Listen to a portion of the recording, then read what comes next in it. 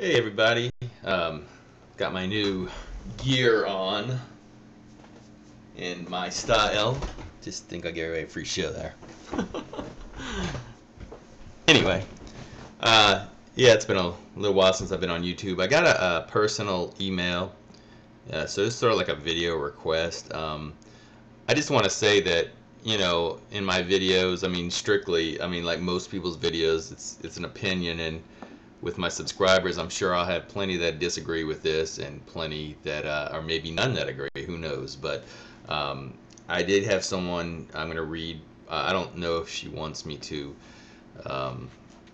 disclose her name, or so I won't.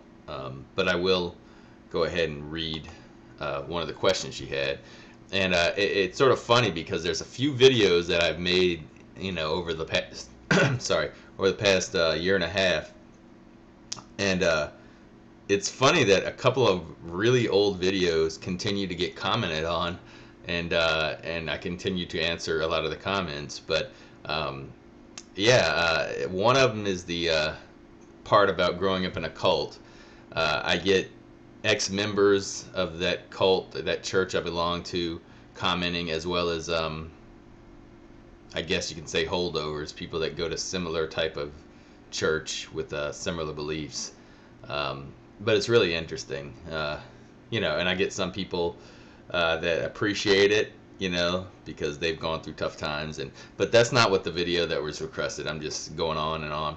Another one, and this is the one that I'm going to comment on, is the one that I had that was on abortion.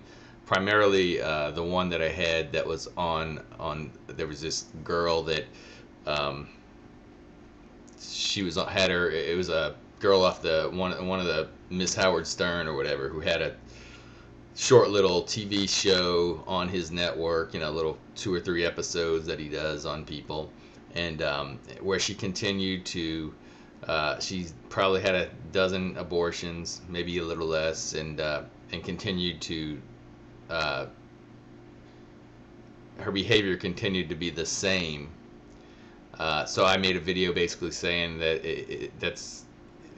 there should be a limit. It can't be just unlimited, in this country, we know how people get pregnant. We know there's contraception, and although it's not 100%, and I know people are going to comment on that, it's a lot likely that if people would practice this, if they did not want children and they practiced this, you would have a lot less abortions, right?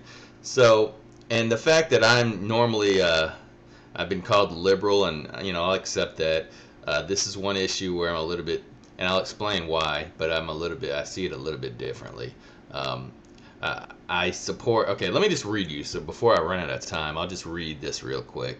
I'm going to sort of break it down. It's not a very big email, but it says, why does someone like a fetus have or not have the right to be parasitic, live inside someone, and maybe even kill that person because of their presence? If they have that right, what gives them that right? Like, is it a written right? So, I'll go ahead and answer the first part. Why does someone like a fetus have or not have the right? I guess this is sort of where this is a Sacramento Saint logic, I guess. But when there's a pregnancy, if a woman and a man go ahead and become pregnant, I don't necessarily think that it automatically gets a soul and automatically is automatically a baby right off the bat. In other words, the cells divide, and nothing's formed. There's no brain activity, and so on and so forth. I don't see that as a baby. But I also believe that there's a line that's way over. In other words, and the reason I came to this conclusion, what I'm going to explain, I'm going to try to speed this up because my mind's going all over the place. Well, let me try to answer this question. I'm sorry. Let me try to answer what you're saying. The reason that a fetus, in my opinion, at a certain age, has the right, and my certain age is when it's going to be you have a heartbeat, and I know that's really early on. You have little things developing there. It's not just a blood clot, So it has that right because we do have the knowledge. It's not like the stork's dropping off a baby. We have the knowledge and we have the technology to really cut down on unwanted pregnancies. Um, Unfortunately, we have a lot of dogma out there that prevents this from happening.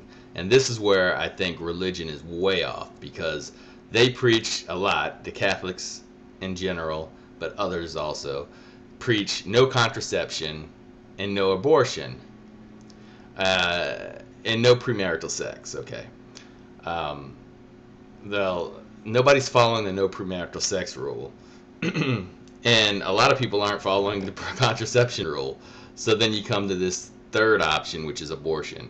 The reason I think that a fetus has this right to be parasitic is because the mom and dad gave that right up to terminate after a certain period of time, and I know that's the gray area, to terminate. And I'm not talking the timeline that the law says, because to me that's, like I said, is way over the line, but has given up that right because they knew what was the possibilities of their actions before. You know that. You know that if you're having sex, there's a shot that, you know, there's a bigger shot without contraception than with. I'll just put it that way. So that's why I think they give up that right. Now, as far as and the fact that, okay, like living inside someone maybe kill a person. I don't agree. You know, I think if someone's if a woman's gonna lose their life, there are exceptions to the rule, in my opinion. There definitely are exceptions to the rule. And I hate making this video. I was asked by a young lady, and the reason I hate making videos on this is because I'm a guy, and a lot of times women say, well, you're a guy, you know, stay out of my body, yada yada yada. But you know, men have opinions on this as well. So, and as far as if it's a written right, no, it's not a written right. No, it's not. Now I'm going to go on to my story of why, because at one time I was like, it's none of my business, you know, whatever, woman's body, blah, blah, blah, blah, blah, blah. Me and my wife were, when we conceived, first of all, my wife, probably not a month after she conceived, we didn't know she conceived. A month later, we found she had a medical problem. And this medical problem, would make a pregnancy more difficult. So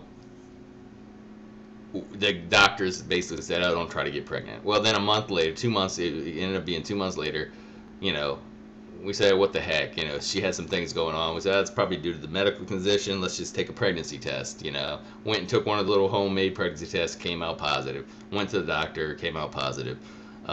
Then we went to, when we went back to the doctor, and this is a military doctor. I'm sure the private sector, they wouldn't do this. But the military doctor basically said, are you sure you want to do this? You sure you don't want to maybe consider your options of termination? And I was like, I looked at her and like, no way.